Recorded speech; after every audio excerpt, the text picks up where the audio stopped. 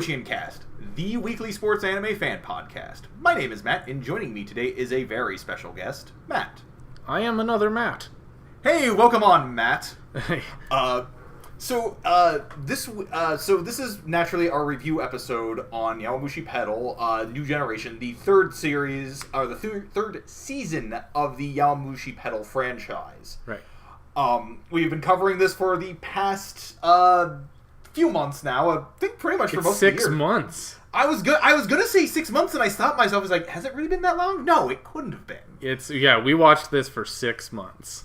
Wow, I cannot believe that. It doesn't feel quite so long, which is odd because we didn't like the series. I know.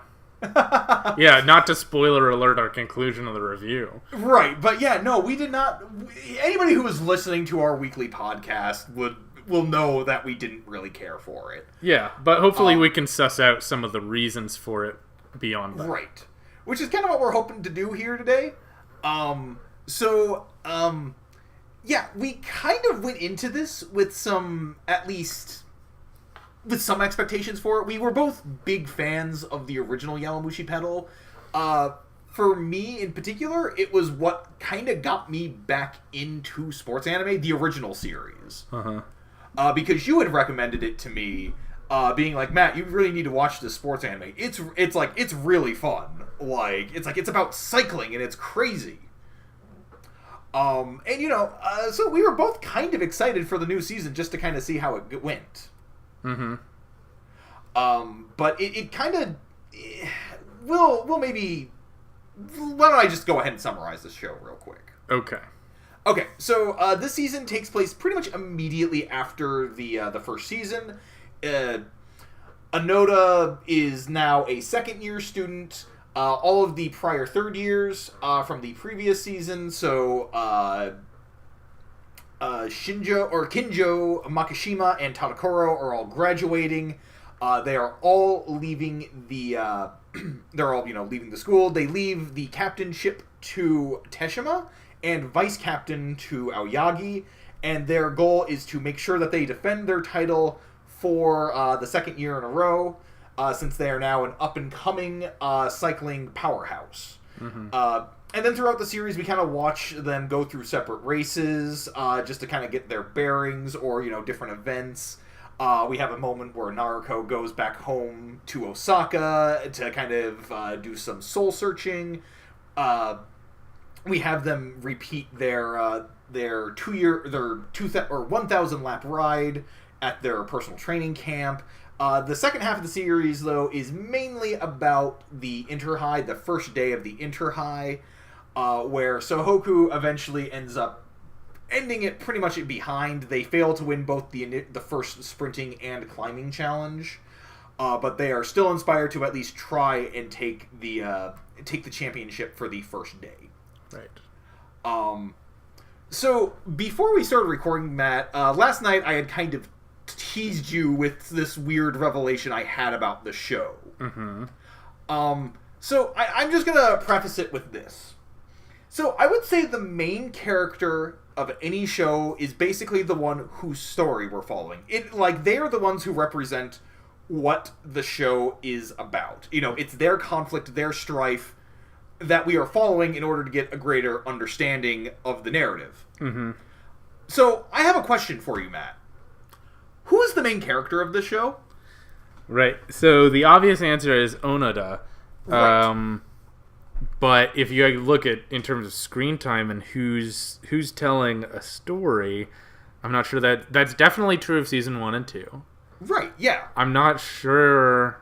I gotta see where you're at. I'm not sure that's true for season 3. Who's the main character? Whose story are we telling in season 3? It's either Teshima or Kaburagi, right? Right. I don't think it could be Kaburagi, though, because Kaburagi isn't even in the show until towards the end of the first half. Oh, yeah, you're right. Kaburagi is not there for, Is this show about Teshima? That was kind of my realization. Is it about Teshima? But I don't think it is either, because the show kind of makes Teshima the main character, because it is kind of his journey that we're following of him coming into role of being a captain. But it doesn't really give an internal narrative of... Right. Yeah. It's like, it's not really what the show presents, though. Like, that's not the narrative that the show is presenting, because Teshima still kind of comes off a little bit like Kinjo from last season in that he's just sort of this distant figure. Like, he's not really a character that we really, like, interact with that much on a personal level outside of the times where he gets a race. Yeah. And I think the lack of a main character, like, a central character that we can actually follow, I think that's really what the big problem with the show is. Yeah, you're right. I think if you had to say anything, the main character is Sohoku. Right? It's the team, but because they spread the main characterdom equally between the 6 riders, there is no main character. Right, and not only that, but it's like Imaizumi and Naruko are not really main characters anymore like they were in the prior season either. They got a little more material in the first half, but yeah, especially once the race begins, they don't do anything. Yeah, they're pretty much a non-presence during this entire season. And it's like, when you think back to the original season, to the original series, what was Onoda's main goal? It wasn't really the Inter-High. The Inter-High was an aspect of his goal, but his real goal was to find a social group. He wanted a group of people that would accept and understand him for who he was. The final race, like his final race versus Manami, as perhaps illogical as it was, still kind of struck a chord because it was kind of Onoda's reward almost. Like, this was kind of his moment where he came into his own. This was the moment where he was like, I'm doing this for this group of people. Like, this group of people that has come to accept me for who I am. The goal of this season, of this series, is just Sohoku defending their title. Like, there's no real investment that we have in this team. Yeah.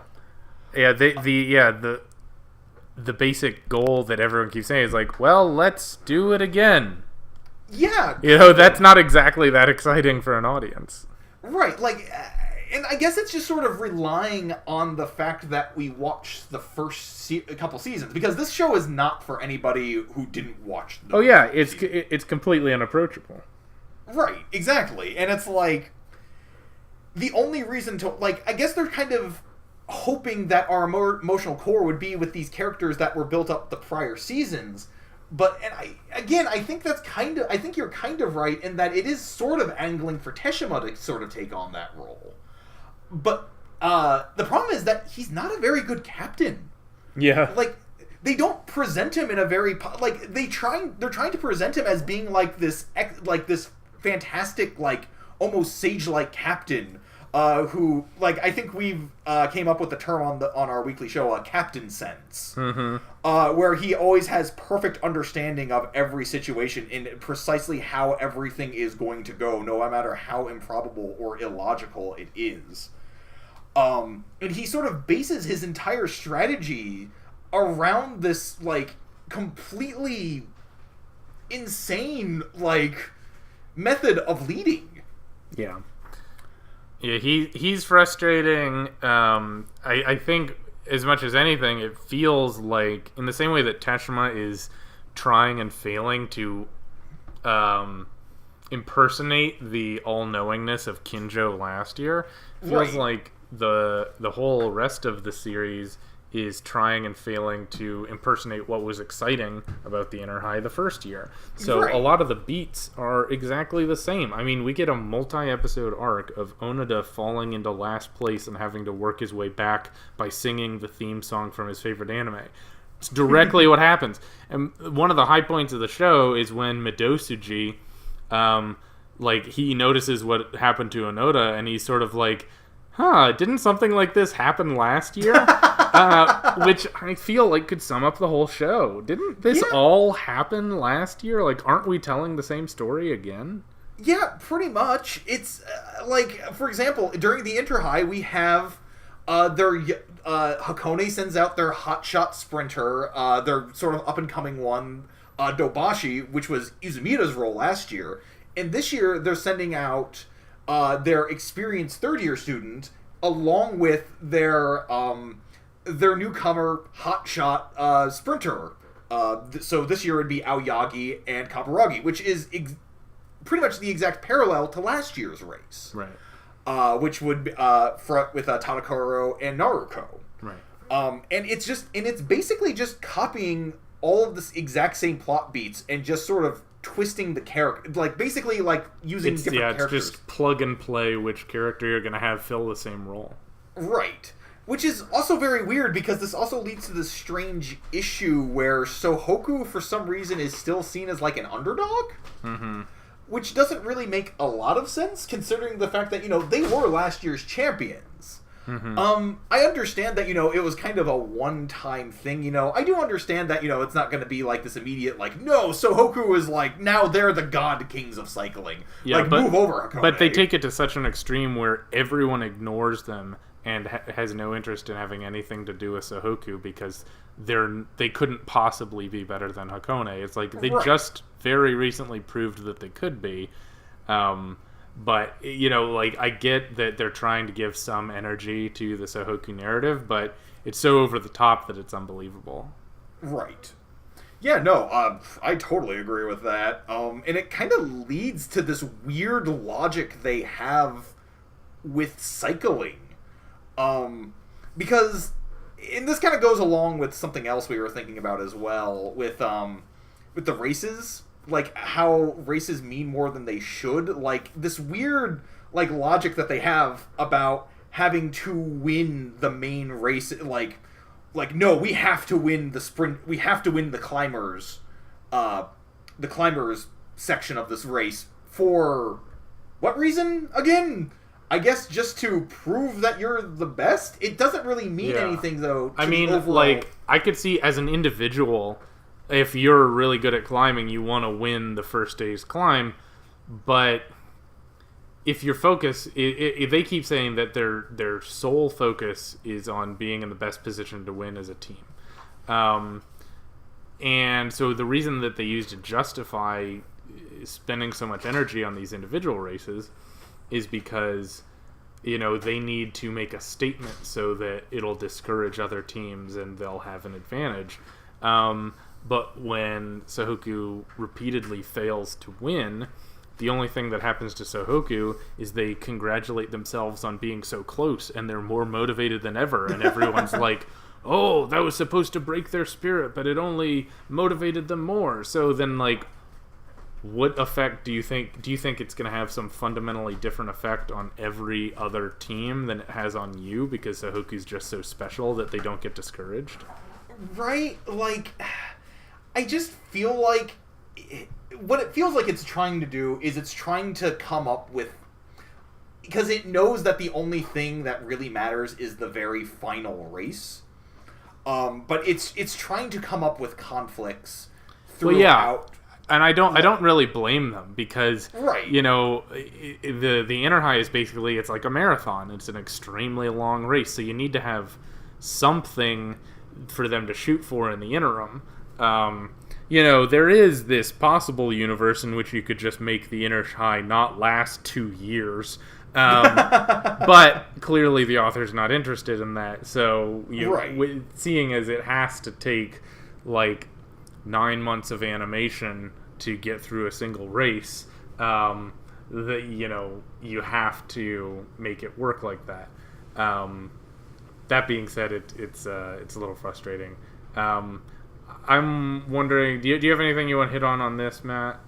No, I think we're about ready to move on to the draft. Yeah, so this was fairly fun with our Tiger Mask review, so we're going to try it again for Yowamushi Pedal.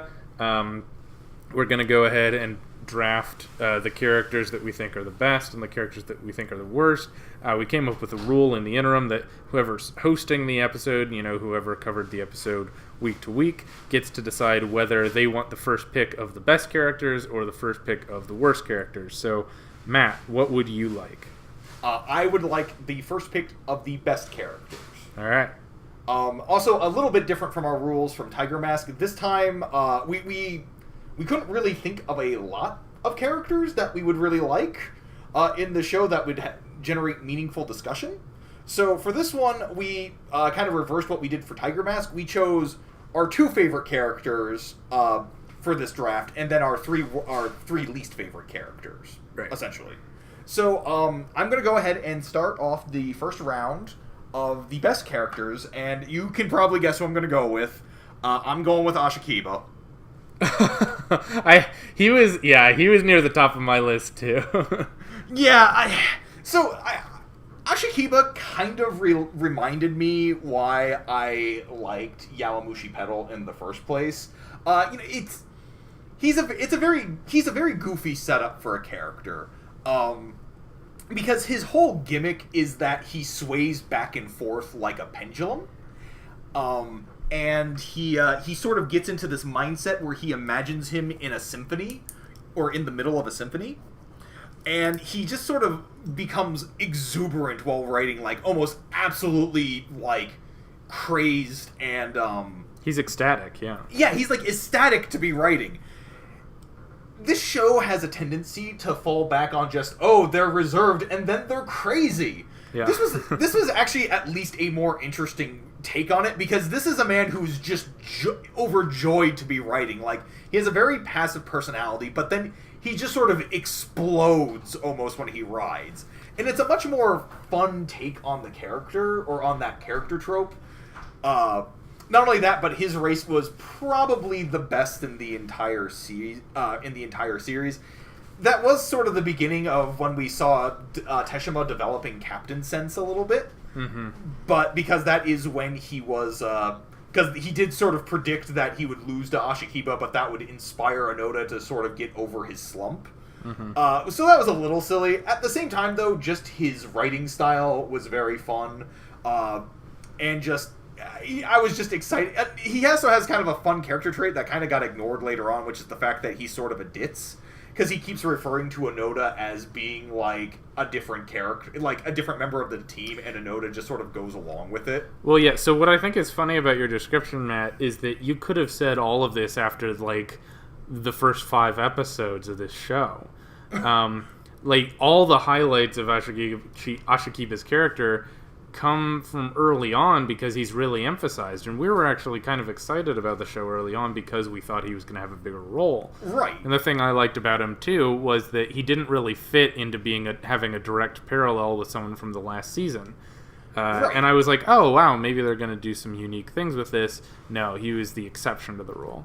Yeah, pretty much. Alright, so for the second pick of the first round, I am going to pick my favorite character from this season, Yamaguchi.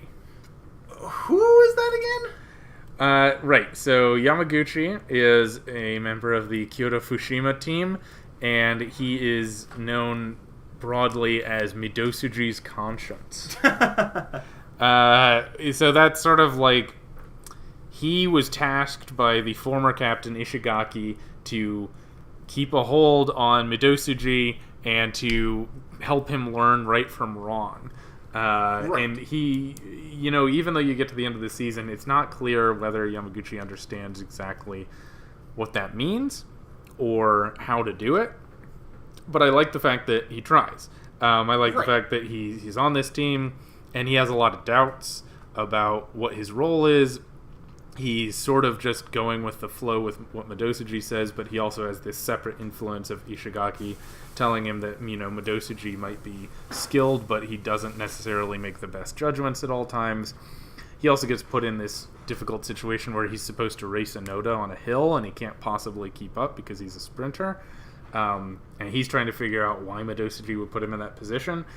So ultimately, what I like about him, even though he has relatively little exposure, is the fact that he represents someone who is not completely sure of themselves, someone who does not have a great strategy, someone who doesn't have a superpower, someone who's just sort of caught in the middle of this situation, and sort of, he almost represents the view of the average person, even though Teshima always talks about how he's an ordinary man.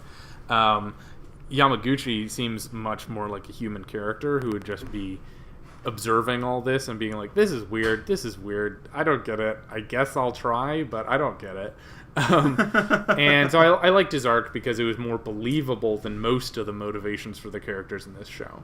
Okay, that's an interesting pick. Yeah, I had a feeling it wasn't going to get taken. So No, you're absolutely... No, he was not on my list. But it's an interesting point as well, because he also is one of the few who not only has sort of a character arc during this season, but also an implication that he could continue to have one in next season. Yeah, he definitely will. Because, he learns from Onoda, it's like, okay, so, he's sort of inspired by Onoda, just, okay, so he just doesn't even worry about listening to the opinions of others, essentially. And you know what? That can actually lead to something more meaningful for the Kyoto Fukushima team. Yeah, I agree. Down the lead. So, okay, I like that pick. I like it. Thanks. No problem. So, my second and final pick for best character, believe it or not, I'm still going with Onoda. Huh. Okay. Didn't expect that. Honestly, Onoda has such little presence in this season, and I think it actually really hurts it a lot, because I think most of the time when he's around, when he's on screen, I think the series is actually at its best generally. Yeah. He is still he had the potential for a very interesting character arc this season because he was somebody, last year he kind of could get away with not being with just being sort of nervous and not anybody's senior essentially. He's not teaching it. He's the eternal student almost. This season presented an opportunity for him to actually try and grow into the role. And we got some fun. We got some actually, most of the time when he was on screen, they made a joke with him on screen. I generally got a laugh out of it. I got a laugh out of him pretending to know who Komori, the evil masseuse from Kyoto Fukushima. I got a laugh from him just trying to pretend that he knew who he was because he didn't want to embarrass himself in front of a new first-year student and offend them. Yeah, that was a high point, definitely. That was definitely a high point for me. I like the fact that, he starts off the season not entirely sure what he's doing. He doesn't actually, just because he won the Inter High doesn't necessarily mean that he's going to be 100% at his best all the time. He's got to be concerned about, he's got a lot of pressure on him now to actually maintain his position. Mm-hmm. And I still do appreciate his character. I would say his biggest issue is that he's not really the central character anymore. And I really wanted to see more of him. No, I agree. I had no criticism of him when he was on screen. The only issue I had with how he was used is that it wasn't that different from last year, Like you said, there was a lot of potential for him to really have to engage in a meaningful way with the pressure of being the returning champion. Right. And the only way that showed up was, everybody tried to block him, but then he sang his Hime anime song and broke away anyway. So, his conclusion, there wasn't really any growth. He just reinforced the lessons he'd already learned last year. Right. Which is fair, I guess. But I generally got a laugh out of him, so I kind of gave him a pass. Yeah. So the last best character that I'm gonna highlight here is another Sohoku writer, but not one who is on the team. It's Koga. Okay. Yeah. Yeah. I actually had him on my list as well. Yeah. Koga stands out for me because mostly because he was a high point in terms of intrigue for the season. A lot of the ways that we enjoy shows that aren't very good is by trying to imagine ways that they could be really good. Right. And so what one of the high points of covering this week to week for me was the training camp arc where we saw Koga trying to compete to be on the team. And there did exist the possibility, at least theoretically, of Koga becoming the team captain and replacing Teshima. And what I would have really liked about that is if it had happened. Because right. if that had happened, it would have totally upset expectations. The third year's wishes would have been subverted. You would have gotten to see a new character bring a new style and a totally new philosophy to the team. Everyone would have to react to it. He probably would kick Kaburagi off. or he would at least train Kaburagi to know what he was doing. Like, there was a lot of implications from that. But the end conclusion was Teshima just, like, persevered like an ordinary man and then just reinforced them doing the exact same thing they were going to do anyway. So it was a missed opportunity, but he was really fun in so far as he provided the possibility of some intrigue. Right. I'm also going to agree. I kind of like the twist because Koga I had forgotten about this. He was in the first season of Yowamushi Pedal. Yeah. I do, even if it was probably just the author being like, oh yeah, I wrote this character. Yeah, why don't I just throw a twist in with him or something? I don't know. I do kind of like the implication that there's been this monster writer, like, in the background of Sohoku all this time. Yeah. That's only now making his move. Like, I do kind of like that sort of twist. His backstory was pretty empathetic, too, of, like, getting injured and having to work his way back. I mean, gosh, I just can't imagine why the author would keep them off the team when he's clearly a much more interesting character than the ones he put on. But I'm sure we'll discuss some of those shortly. Most likely. I do want to point out as well, I am actually one of the defenders of Koga's loss, because I do appreciate the way that was built up as being a folly of his own arrogance. Now, whether or not that was really fair, because frankly the Sohoku team, for the most part, kind of sucks. Yeah. I did appreciate, though, that his character actually, like, has a reason for losing just by milliseconds, rather than it just being a constantly intense race. Mm-hmm. That just sort of ends up, oh, well then, it's like, well, if it had just been a few millimeters shorter, then this guy would have won. Mm-hmm. Like, there was actually, like, a reason for it, was because he let up just in, like, the last couple seconds because he thought he had it. Like, so I do appreciate that he did actually have, like, a fatal flaw to his character, an intentional one. Yeah. That worked out in his favor. That worked out in the story's favor, I think. Yep. So anyway, we are now, I think we've got our picks for our two best characters. We should now go on to worst. Now, Matt, it is your first pick. I think I know who it is, but I'm going to let you do it, buddy. Okay, so my first pick for the worst character in Yaopeda is, who else could it be? It's Kaburagi. Yeah, I figured as much. Yeah. He was frustrating from word one, basically. His entire role appeared to be the new Naruto, right. Because now Naruto has to be an upperclassman, and he has to mentor people. So they still needed someone who was loud and brash and instinctively skilled or whatever. And I guess he filled that role, if only because they made his character design almost indistinguishable from Naruto. That's a fair point.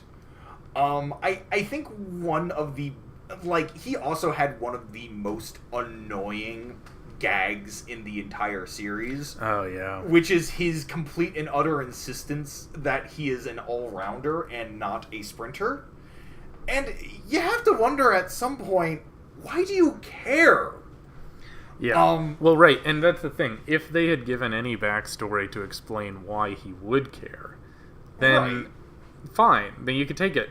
But they just have episode after episode after episode of them telling him, "Oh, well, you need to sprint here. We need you to sprint." And he's like, "What? I can't do that. I'm not a sprinter." And they're like, "Oh my gosh, just do it." Right. And what gets me is that Teshima, before the race even started, he and Koga and apparently everyone else with Captain Sense had figured out that Kaburagi was naturally suited to being a sprinter, but no one had told him. Right. They just sort of let him not know, and they decide, Teshima basically said he'll figure it out within the race. Like, what kind of legitimate captain would make it a strategy to evolve within the race? I know it's a sports trope. Right. But why do that intentionally? Right, because it's something that's not done intentionally. It's done out of desperation, generally, in these when there's no other option, you may as well just experiment and see what you can do. Yeah. Here it's just like, no, that's my legitimate strategy because he won't be able to accept it unless he decides for it on his own. Which, to be fair, is kind of true for his character because in order to even take any advice from people, he needs to be informed by this pretend god of orange soda. Well, yeah, right. So the only way he became a more effective sprinter before the race is because Aoyagi would hide while he was training and leave him notes, and Kaburagi assumed that it was a note from the god of orange soda telling him how to... And he legitimately, earnestly believed that the god of orange soda was giving him cycling advice. Like, yeah. It's just... There was never any sense of why you had to make him so aggressively dumb. And just annoying. Yeah, just pointlessly annoying, pointlessly dumb. Right. So he was, like... He is emblematic of the series... or of this season for me, and that's unfortunate. Yeah. So along the same lines, I have probably the second character who would be the second most emblematic character of this season, who also sadly is the worst. At least my pick for worst. Okay. That would be Teshima, sadly. And the sad thing about Teshima is I liked him at first. Yeah. I really did. I thought he was a much more sympathetic and interesting captain than Kinjo ever was. Because he was just, he wasn't naturally talented. I think that's a fine hook for a captain. He's sort of the people's captain. He knows how, he knows how to lead through knowing what people are actually like. There was this great moment early on when Teshima starts talking with Anoda, and Anoda's struggling with his slump, and Teshima just tells him, hey man, it's cool, like, take your time, we gotta figure this out, I know this is kind of a strange situation for all of us, like, we all have to sort of readjust to our new positions. It showed a lot of insight for the character, and I really liked him. But the problem is that as the series went on, he just constantly had stupid plan after stupid plan. Not only that, but the series felt like it was just beating us over with the head with the fact that he's the people's writer. Like, he's just the normal guy writer. And at some point, that stops meaning anything. Yeah, I wasn't really sure if he can actually keep pace with Minami, but he just keeps declaring how ordinary he is. Is he ordinary? What does it mean to be ordinary? Does it mean that you don't, grow wings out of your back? But what does that mean if that's only symbolic? Right, and I think that's one of the core issues with the show is that it doesn't really explain cycling as a procedure, almost. I don't understand why Minami using his gears is considered to be his specialty. Almost. Why is this so effortless for him? Yeah, why can he do it but no one else can? And, why can't Teshima do that, essentially? Right. There's no reason for him. Why doesn't he have this so-called special ability? Because really what it comes down to is just pedaling. Yeah, it's endurance, Right. you can't make endurance look like a superpower, so they got to come up with something fake. But it's funny because they kind of did with Koga, because he was the... Right. Yeah, that's true. But, I know what you're saying. But yeah, no, just... Teshima was just a real letdown for me. Especially because he was kind of a compelling character last season. And I feel like they really ruined the potential that they had with his character. Mm-hmm. Yeah. I don't know. It was a letdown. So my second pick for the worst character in Yowamushi is hailing from Kyoto Fushima is Komori. Okay, interesting.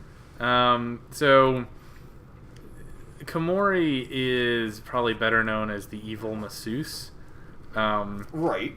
And his whole character is he has this special ability where if he touches someone's muscles, he can infer a deep level of knowledge about their cycling abilities. Right. Which I know this show has to go to extremes to make these characters' abilities differentiate, but right.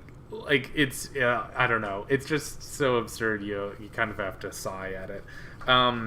What I didn't like was that you never got any and maybe I'm sure we'll get something next season, but like he was included as a meaningful character for months, and you never got really any reason for his attribute. You never got any reason for his goals. You never got any sense of how he came to the school, of what his relationship to Midosuji is, what the other people's relationship to him is. All you got was shots of him over and over again washing his hands, talking to his bike, and like grabbing people. And so there's this combination. One, his character isn't very well developed, and two, there's like this sense of everyone being freaked out of like, ooh, is this masseuse boy gonna grab my muscles? And like it feels a little bit like gay panic. Yeah, a little bit. And you know, the way his character is designed, he's very feminine, and he sort of like just slithers up to people. So there's a lot of things that are combining to make it like communicate the fact that he comes off a certain way, right? And that being like a menacing thing, and that he gets like this ecstatic impulse of like touching well-muscled boys. And again, it's just boring. Like, you know, that's fair. It's, you know, they can somehow find an interesting way to get an analytical character who can do this, but the way that they chose to do it was by making him like a scary gay guy, but, you know, never really actually coming out and say it. Right. Huh. You know, I never actually made that connection myself. But I think that's a really fair point, to be honest. In fact, actually, I have to confess something to you. Komoria I had actually considered in my good list, but actually crossed him out. Yeah, I mean, like, the only thing that's good about him, the reason that I might have put him there, is just that he doesn't have a parallel to the last season. Like, right. Like, at least, you know, they were trying to do something new, but like they did it in the worst way possible. That's fair. Right. Well, because the reason I was thinking of that just because it represented at least a change in Kyoto Fushima. Where, yeah. No, like, and I agree, because if they were just exactly the same team, it would have been boring. But I have to say, I appreciate the change that Yamaguchi brings. Right. But I'm and like, again, you can have another evil character on Kyoto Fushima. I would like that. And I'd be into like having someone who's more quote unquote purely evil than Midosuji or whatever. Right. But how they went about it was kind of eye roll. That's fair. You know what? I think you convinced me, honestly. All right. Like... well, that's what we're here for. All right. So who's your pick for the second round? Of my second pick is actually a returning character from last season, another member of the Sohoku team that did not make it onto the main team. It would be Sugimoto. He was on my best list. Oh, really? Yeah, he was like number 6 or whatever. But yeah, go ahead. I want you to convince me. Okay, so my big issue with Sugimoto is that this was a character who was always meant to be a joke character. Like, he was never really that particularly interesting last season. Like, he was there to kind of be like... He was there to sort of explain things to onlookers, but still be semi-entertaining, because somebody would always point out how he only, like... He himself couldn't actually do this, but always trying to play like, well, I'm an experienced writer. You know, fine. He was already an annoying character. What I don't like about him is that they completely did a 180 on that admittedly fairly annoying character in the first place, but it came out of nowhere. The series is trying to force this weird relationship between Sugimoto and Maizumi. Yeah. Like this whole, like, Sugimoto's one dream is to help Maizumi, like, he's going to be the one who pushes him to the finish line, essentially, because he idolizes Maizumi that much. Because I guess he helped him a couple times with his training. And it felt to me like this to me is very iconic of the issue with this series trying to force new relationships to happen.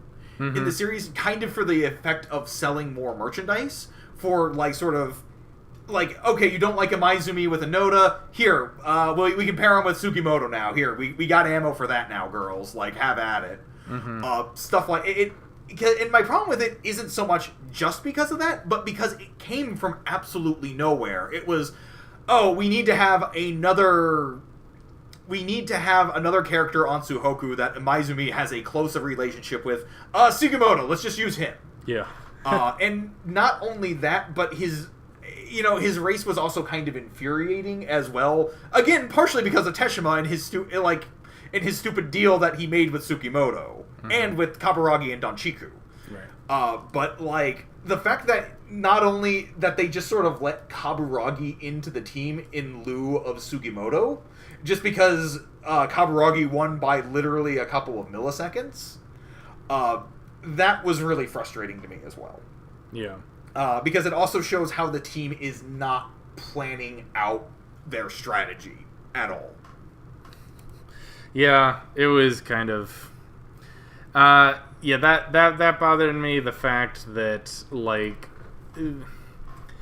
him managing to take on 2 freshmen by himself and almost winning was not taken into consideration.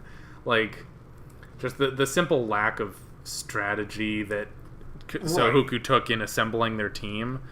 Like, yeah, that really bothered me. Like, if he had, like, the only reason that he was in the first year race was because he volunteered, and they just declared that whoever, if Kaburagi won, he could be in it, but, like, it was the most random circumstances, but, like, winning the first year race never meant that you got to be on the inner high team before, but now it suddenly does. Right. Even though, like, why would you assume that a first year would be on it? There's other, so if he had just done better at the training camp, he could have been on it, but it was just never explained why it had to be this way, and why him losing by a fraction of a second meant he had to stay off the team. Right. I mean, it's emblematic of the fact that the show doesn't actually think about the strategy for assembling a team based on the course. Right. It's just based off of, well, we decided on this race, therefore it must be. Almost like it's almost like a tribal sort of like you have to prove you're a part of this team by winning this race. Yeah, exactly. Even though they're like, oh, but this race isn't actually demonstrative of the skills you need to win at the inner high. They're like, it doesn't matter. It's the race, and we said so. So deal with it. Right. Yeah, it was annoying. It was a frustrating thing, but like, and you can't even pin all that on Sugimoto, but it's just the way the show used him. Right, exactly, and that's kind of why he was on my worst. Yeah. Okay. So is it my turn? Yes, it would be your turn. I mean, there's only 2 of us. I don't know why I would ask that. Like, well, if I had anything more to say on the matter, I guess. Yeah. Thanks for backing me up. No problem. All right, so for my last pick on worst characters, I'm going to go with Donchiku. Interesting. All right, so Donchiku, of course, is Kaburagi's cycling partner from always. What I disliked about Donchiku is that basically he served as an unapologetic enabler to Kaburagi's self-centeredness. Right. His primary role there is to be a humble and generous person who allows Kaburagi to be a selfish ass. Right. And he's completely aware of this. Like, he acknowledges himself that he's like, oh, well, Kaburagi's, he's an only child, so he gets everything he wants. I'm the oldest, so I always have to support other people, so it's just my personality to support people. It's like, he doesn't have any ambition other than supporting Kaburagi, but it's not really clear what Kaburagi actually gives back in terms of their relationship. It really feels unbalanced, but the show tries to explain that away as being a positive thing and something we should admire about him. Huh. So it's interesting because Donchiku didn't make either of my lists, partially because I didn't think of him, I guess. Like, yeah, I mean, he gets pretty forgettable about halfway through this season. Right. Because, I did remember him, but I couldn't really think of anything about his character that was particularly offensive, I guess. Yeah. I do understand, though, because he is associated with Kaburagi, which just naturally lowers his standing, of course. Right. But not only that, one other thing I will say is that he also has the most boring gimmick in the show for his writing, because he's literally just another character who's like super quiet and passive, and then when he rides, goes nuts. Like, not even in like a fun way, like Ashikiba just gets angry. Yeah, he just like screams like a crazy person and his tongue hangs out. It's like, okay, well, who doesn't do that, I guess, while cycling. Okay, cool. So, I guess now it would be my final pick. Yep. I actually had a couple of choices here for my final pick, but I think I'm going to have to go with the one who had the most influence on the show, which was Manami. So, from Hakone. So, Manami was an interesting counterpoint to Anoda last season, because Anoda was so desperate to be a part of this team and not let down the people, like, who are a part of it. Manami was basically his counterpoint, in that he didn't care about this team at all, almost. He had this very carefree personality, whereas Anoda was, very conscientious. He was always very nervous, excitable. Manami was just always sort of, like, distant and unaware of the world. He kind of existed in his own little world, which made him an interesting rival, an interesting counterpoint to Anoda. And they had an interesting interplay between one another. In this season, Manami is basically just Anoda. Like, it sort of downplays everything that Manami was about before. I appreciate that he is upset that he lost. And I do appreciate that he is upset that, he did let down his team. He kind of has this realization of, oh shoot, like, my carelessness is what lost me. I was the one who was responsible for Hakone's loss. Mm-hmm. I think that's an okay way to go about it. I think the problem, though, is that it makes him a much less interesting character by actually having him care about the Hakone team. Like, he works best as a character, as a counterpoint to Anoda and his sort of careless attitude towards everything. Right. It felt like, to me, with his character, they had... they were too afraid to make him a dislikable character. So, like, it didn't feel like this was just natural to his character development, essentially. Like, this whole, like, him getting nervous about writing a game, him feeling guilty over the loss of Hakone the prior year. Yeah, like, it felt so forced. It was forced for him because they wanted him to stay a likable person. Yeah, it would have been really interesting if he didn't care that he'd lost. Yeah, kind of like, oh, well, that was just my race, whatever, haha, create some issues within the Hakone team. Yeah, but like he's supposed to have this totally divergent personality from the rest of Hakone, but when it comes down to it, he's just like every other member of Hakone who treats it incredibly seriously. Right, and it's just... Gosh, it's like, we're doing this, and I'm realizing new reasons that I think Yowamushi is boring. But yeah, it's like, man, Manami, again, he's kind of another wasted potential character, only this time it was potential that he already had last season that paid off. In this season, they're just sort of going along with the motions. He's not an interesting character anymore. Yeah. So yeah, I think that about does it for the draft. Was there anybody that you that just in passing you had thought of that? The one interesting one that I was forced to leave off my best list. I actually combined two characters.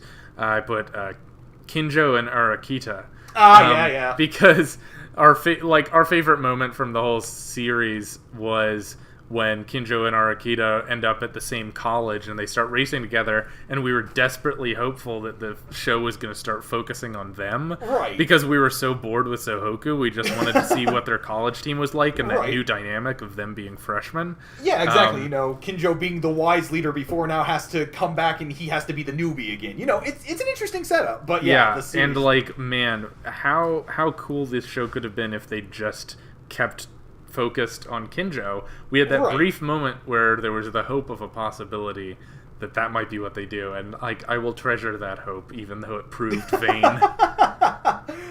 For my best, I had put down Mito Tsuji, even though he is basically a pointless villain. Like, they pretty much undermined his entire growth from last season. But, you know, a pointless Mito Tsuji is still Mito Tsuji. Yeah, he's still fun. He's still fun. He still gets some fun animation. Yep. You know, he's still fun to watch. Yeah, some of his crazy overreactions where he just defies how human bodies work are still fun. Yeah, they're still fun to watch. And then for my worst list, I had put down actually Yuto Shinkai, who is Shinkai's little brother. Oh, I put that too. Oh, interesting. Okay, he was the one I thought you would have never put him on there, because who would have thought of him? Because he didn't do anything this season. Yeah. But, yeah, just because he represents, like... You know, he's a literal carbon copy of a character from last season. Yeah. Who has basically the exact same trait. Yeah. So, yeah, that was basically it for me. Yeah. Cool. So, Matt, I have one more question for you. Who would you recommend this to? Nobody. Okay, fantastic. I would, yeah, I don't even know if I'd recommend this to people who enjoyed the first season. I might just say wait for season 4, it'll probably be better. Maybe? Yeah, I mean, hope springs eternal. Yeah, that's fair. I would say at the very least, if all you were invested in Yowamushi Pedal, like the first 2 seasons, were the character relationships and sort of the boys' love undertones, I guess the season will do you well. Like, you know, they do a lot to expand on a lot of those. I just feel like a lot of the focus was too much on doing that, and it kind of lost sight of what the core of the story was about. Yeah, even though the most popular boy was Makishima, and he was hardly in it. Yeah, you know, that's a fair point, too. Like, Toto and Makishima were the real, like, breakthrough characters of that season, and they were not really there, so it... Yeah, even in that case, I mean, I guess if you were a die-hard Teshima Aoyagi fan from last season, I mean, this season is gonna... Guess. Yeah, that's gonna do you great, but, like, who cares? Yeah, kind of. Like, even then, like, the relationship in this is not nearly as interesting as it was last season. Yeah. Because this is just sort of, oh yeah, we're besties, wink. Yeah. So yeah, no, I'm kind of with you on this. There are so many, like, even if you're if you're like a battle sports like type of fan, there are so many better series out there like that you can or go just for. The first 2 seasons. Yeah, or just the first 2 seasons. Yeah, like cool. it ended well, and just maybe just let it die. Yeah, kinda. All right. Cool. Well, I do appreciate you joining me, Matt, as always. Thank you. No problem. Well, we appreciate if you listen to us. We will see you again next week. All right. Later. Our logo design is by James Ratcliffe. The theme music is Fly High by Burnout Syndromes, covered and performed by Luke Bartka. You can follow KoshieNcast on Facebook, YouTube, and Twitter, and our email is koshiencast@gmail.com. Make sure to subscribe, rate, and review. We'll be back next week with the best and worst from the world of sports anime, and until then, keep training.